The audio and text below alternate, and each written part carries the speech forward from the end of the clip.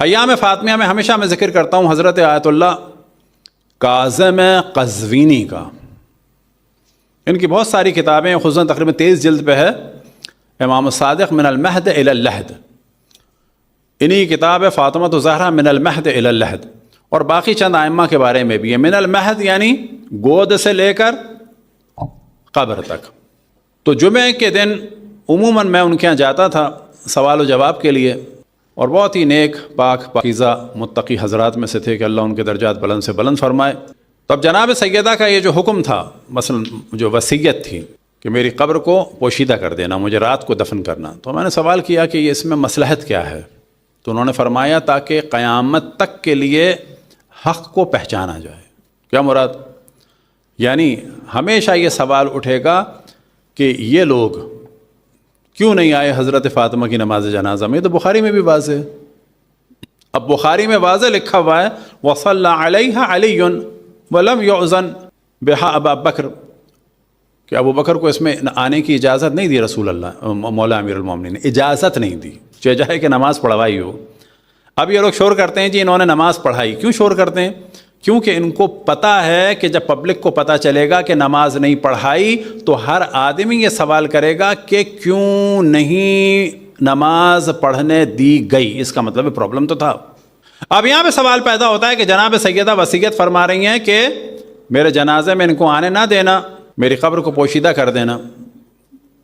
تو کیا وہ اختلاف بین المسلمین ڈال رہی تھیں؟ نہ، ان چیزوں سے اختلاف بین المسلمین نہیں ہوتا. ادب اور تمیز سے بات کی جائے، اس سے در حقیقت اتحاد بین المسلمین ہوتا ہے. اختلاف نہیں ہوتا، اتحاد ہوتا ہے. وہ کیسے؟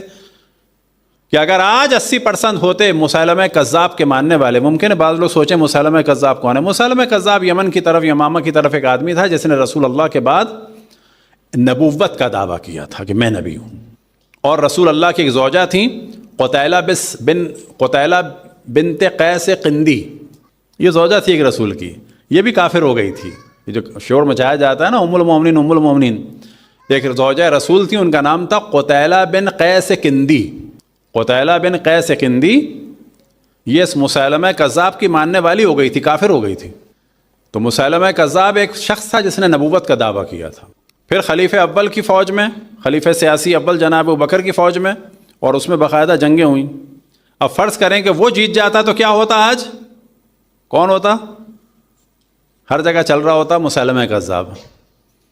جو ہم نے کہا نا، آج بحث یہ نہیں چل رہی ہوتی پہلا خلیفہ کون ہے، پہلا امام کون ہے. آج بحث یہ چل رہی ہوتی کہ شیعوں کے یہاں پہلا امام مولا علی ہیں، اور ان کے یہاں کیا ہوتا دوسروں میں؟ جی مسیلمہ کذاب جو ہے وہ نبی ہے معاذ اللہ. اب اگر مسیلمہ کذاب کے چہرے سے نقاب ہٹا کر اہل بیت کی جانب بلایا جائے تو یہ اتحاد بین المسلمین ہوتا یا اختلاف بین المسلمین ہوتا؟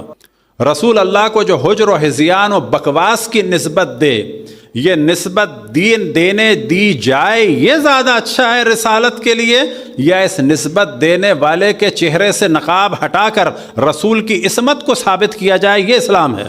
کیونکہ اگر اس فرد کا آپ دفاع کریں گے تو پھر یہ بھی ماننا پڑے گا کہ قرآن کافی ہے اور رسول اللہ جو ہے معاذ اللہ جو ہے وہ بہکی ہوئی باتیں کر رہے تھے. اب یہاں پر آپ کو اختیار ہے، یا رسول اللہ کی عصمت کو بچا لیں یا اس آدمی کو بچا لیں. اب اس آدمی کے چہرے سے نقاب ہٹانی ہے لیکن علمی طریقے سے. ہم بے شک لعنتیں بھیجیں اپنے درمیان، لیکن جب دوسرے کے ساتھ بات ہو تو کیا کرنا ہوگا؟ کلیئر بتانا ہوگا.